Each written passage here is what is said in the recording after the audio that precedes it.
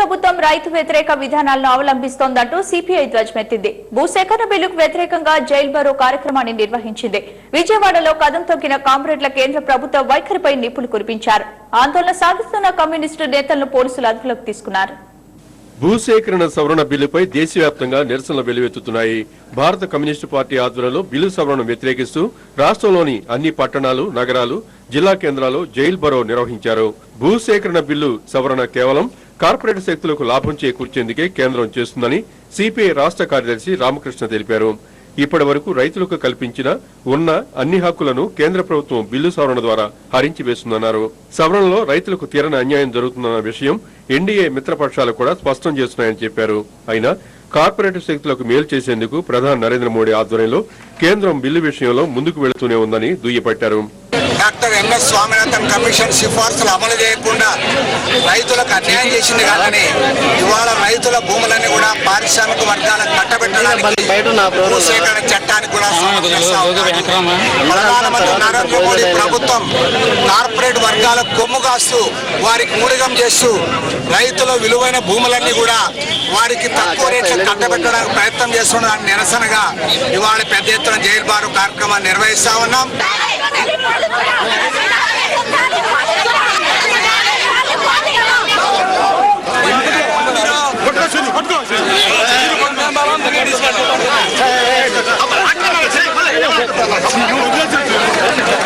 కాగా జైల్ బరో కార్యక్రమం నిర్వహిస్తున్న కమ్యూనిస్టులు తాము స్వచ్ఛందంగా అరెస్టులకు సిద్ధంగా ఉన్నామని చెప్పినా వినకుండా పోలీసులు సిపిఐ నేతలను బలవంతంగా అరెస్టులు చేశారు.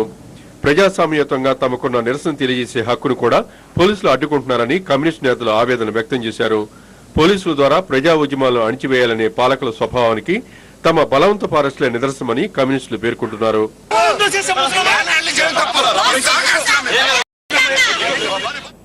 ఇక జైల్ బరోకు సంబంధించి మరింత సమాచారాన్ని మరిపుట్ట సుబ్బారావు అందిస్తారు.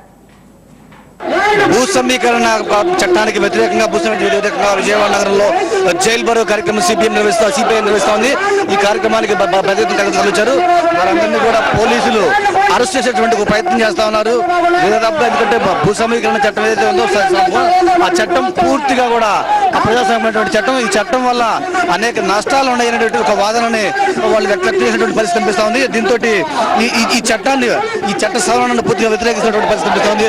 ఎటువంటి పరిస్థితుల్లో కూడా చట్ట సవరణ తాము అంగీకరించడం ప్రసక్తి లేదని చెప్పి చెప్తున్నారు.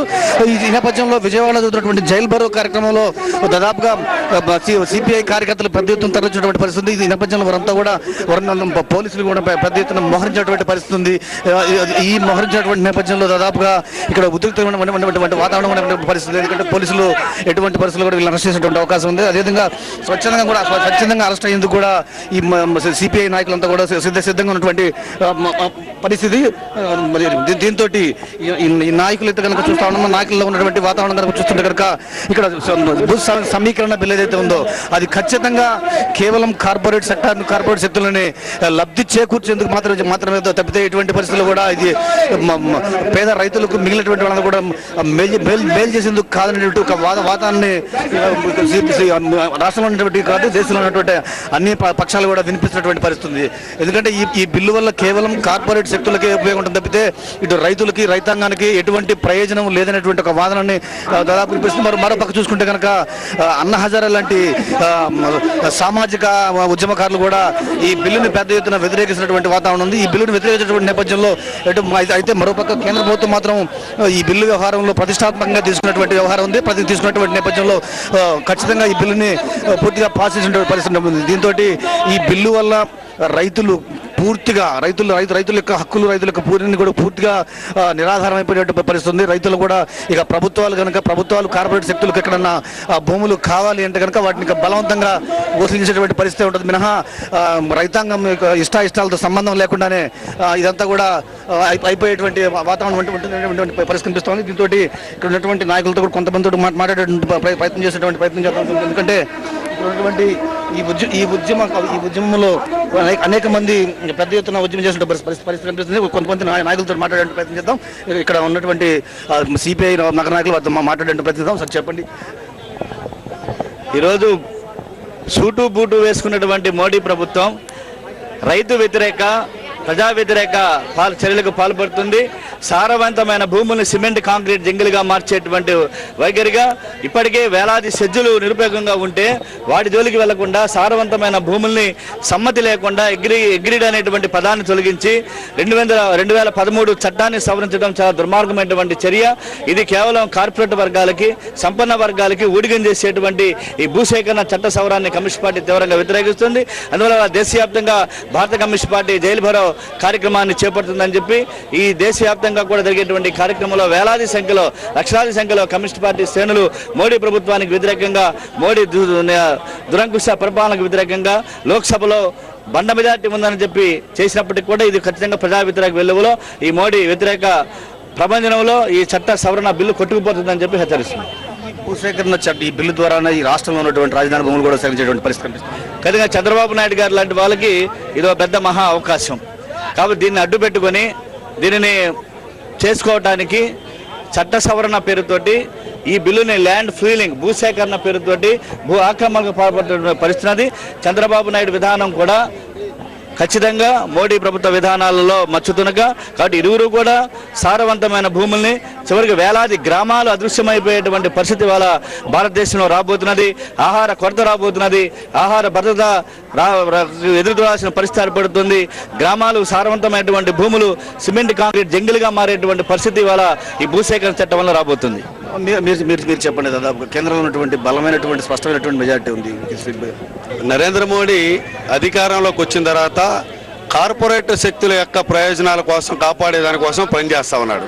ఎప్పుడో బ్రిటిష్ కాలం నాటి భూసేకరణ చట్టం తీసుకొచ్చి పేదల యొక్క భూములు తీసుకొని కార్పొరేట్ శక్తులకి దారాదత్తం చేయాలనేటటువంటి విధానాన్ని ఈ రోజున భారత కమ్యూనిస్ట్ పార్టీ వ్యతిరేకిస్తోంది. ఇప్పుడైనా ఈ ప్రభుత్వ విధానాల్ని మార్చుకోవాలని కోరుతా ఉన్నాం. మరోపక్క సిపిఐ రాష్ట్ర కార్యదర్శి ఉంటారు, ఆయనతో కూడా మాట్లాడే ప్రయత్నం చేద్దాం. ఎందుకంటే సార్ చెప్పండి, దాదాపుగా స్పష్టమైనటువంటి మెజారిటీ ఉంది పార్లమెంట్లో వాళ్ళకి. ఏ రకంగా అడ్డుకుంటారు దీన్ని? పక్కన ఆందోళన చేసేటువంటి ఇది మేము పట్టించుకోవట్లేదు. ఇవాళ దేశంలో ఉన్న అన్ని రాజకీయ పార్టీలు కూడా దీన్ని వ్యతిరేకిస్తూ ఉన్నాయి. ప్రత్యేకించి భారతీయ జనతా పార్టీకి మిత్రపక్షాలుగా ఎవరైతే ఇవాళ ఎన్డీఏ గవర్నమెంట్లో ఉన్నారో ఆ గవర్నమెంట్లో ఉన్న పార్టీలు శివసేన పార్టీ, అకాలీదళ్ పార్టీ కూడా ఇవాళ దీన్ని వ్యతిరేకిస్తూ ఉన్నారంటే ఎంత తీవ్రంగా ఉందో అర్థం చేసుకోండి. రెండో విషయం ఏమంటే ఇవాళ స్టాండింగ్ కమిటీకి ఎందుకు పంపారు? దేశవ్యాప్తంగా రైతుల్లో వ్యతిరేకత వచ్చింది. అన్ని రాజకీయ పార్టీలు కూడా వ్యతిరేకిస్తూ ఉన్నాయి. ప్రధాన ప్రతిపక్ష కాంగ్రెస్ పార్టీ కూడా దీన్ని వ్యతిరేకిస్తూ ఉంది. వామపక్షాలు వ్యతిరేకిస్తూ ఉన్నాయి. అధికారంలో పాలు పంచుకుంటున్న పార్టీలు శివసేన, అకాలీదళ్ లాంటి పార్టీలు కూడా దీన్ని వ్యతిరేకిస్తూ ఉన్నాయి. పైగా ఇవాళ ప్రధాని నరేంద్ర మోడీ గారు పచ్చి అబద్ధాలు చెప్తా ఉన్నారు. ఆయన ఏమంటామంటే ఆదరాబాదరాగా 2013లో బిల్లు తెచ్చారన్నారు. కానీ ఆదరాబాదరాగా బిల్లు తేలేదు. ఆ రోజు కూడా స్టాండింగ్ కమిటీ వేశారు. సుమిత్రా మహాజన్ గారు ఇవాళ ఎవరైతే లోక్సభ స్పీకర్గా ఉన్నారో ఆమె ఆధ్వర్యంలోనే ఆ రోజు స్టాండింగ్ కమిటీ వేశారు. ఆ స్టాండింగ్ కమిటీలో ప్రతి విషయాన్ని కూడా చర్చించి అందరి అభిప్రాయాలతో బీజేపీ సహకారంతోనే ఆ రోజు బిల్లు ఆమోదించడం జరిగింది. కాబట్టి ఇవాళ మేమందరం కూడా వ్యతిరేకిస్తాం. ఖచ్చితంగా ప్రభుత్వం వెనక్కుపోక తప్పదు. ప్రభుత్వం దిగి వచ్చేంత వరకు కూడా ఈ పోరాటం కొనసాగుతుంది. రాబోయే కాలంలో 10 వామపక్ష పార్టీల ఆధ్వర్యంలో ఈ పోరాటాన్ని ముందుకు తీసుకుపోతాం. అక్కడే మేక్ ఇన్ ఇండియా కార్యక్రమం సక్సెస్ కావాలి అంటే, పరిశ్రమలు రావాలంటే, పరిశ్రమలకు భూములు ఇచ్చేందుకు ప్రభుత్వం వెసులుబాటు ఉండాలి. ఖచ్చితంగా ఇది అవసరం చెప్పి బీజేపీ వాదిస్తాం. పరిశ్రమలు రావాలి, మన దేశంలో పరిశ్రమలు రావాలి, విదేశాల వాళ్ళు కూడా రావాలి. కానీ వాళ్ళు రావాలి, పరిశ్రమలు పెట్టాలంటే రైతు దివాళా తీయాల్సిన పని లేదు. రైతులంతా బికారులు కావాలి, మీరంతా భూములు కోల్పోవాలంటే మేము స్పష్టంగా ప్రభుత్వానికి చెప్తా ఉన్నాం. ఇవాళ భారతదేశంలో 1,40,00,000 ఎకరాల పడావు భూములు, గవర్నమెంట్ భూములు ఉన్నాయి. వాటిని తీసుకోండి, వాటిని తీసుకొని మీరు పరిశ్రమలు పెట్టండి. మీద చూస్తుంటే కనుక నాయకులు ఎంతో స్పష్టంగా చెప్తున్నటువంటి పరిస్థితి కనిపిస్తూ ఉంది. వారంతా కూడా ఒకటే కోరుతా ఉన్నారు. మొత్తం మీద పరిస్థితి ఏంటంటే ఎటువంటి పరిస్థితుల్లో కూడా ఇటువంటి ఈ చట్టాలను కానీ ఇటువంటి వాటిని కానీ తాము ఖచ్చితంగా వ్యతిరేకిస్తాం.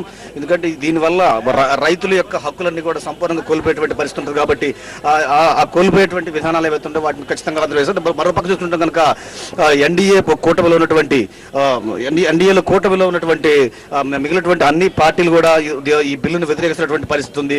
కాబట్టి ఖచ్చితంగా కూడా ఈ బిల్లును ఆమోదించేటువంటి విషయంలో కావచ్చు, లేదంటే ఇప్పుడు స్టాండింగ్ కమిటీకి పంపించేటువంటి విషయంలో కావచ్చు, కేంద్ర ప్రభుత్వం ఏదైతే ఉత్సాహం చూపిస్తుందో ఖచ్చితంగా దాన్ని విత్డ్రా చేసుకోవాలి. మిగిలినటువంటి అన్ని రాజకీయ పార్టీలు, అన్ని భవిష్యత్ పార్టీలు ఏమైతే ఉన్నాయో ఆ పార్టీలన్నింటినీ కూడా కలుపుకొని తాము ఖచ్చితంగా కూడా రానున్నటువంటి కాలంలో ఈ ఉద్యమాన్ని మరింత తీవ్రతరం చేస్తూ ఉన్నాం. ఇప్పుడు జైలు బోర్డు దాదాపుగా దేశవ్యాప్తంగా పెద్ద ఎత్తున జైలు బోర్డు నిర్వహించడంతో పాటుగా మిగిలినటువంటి అన్ని రాజకీయ పక్షాలను కావచ్చు, అన్ని రాజకీయ కూటములు కావచ్చు, మొత్తాన్ని కూడా దాదాపుగా అన్నింటి కూడా కలుపుకొని సరే ఖచ్చితంగా తాము పోరాటం చేయడం ఖాయం, తాము ఉద్యమించడం ఖాయం.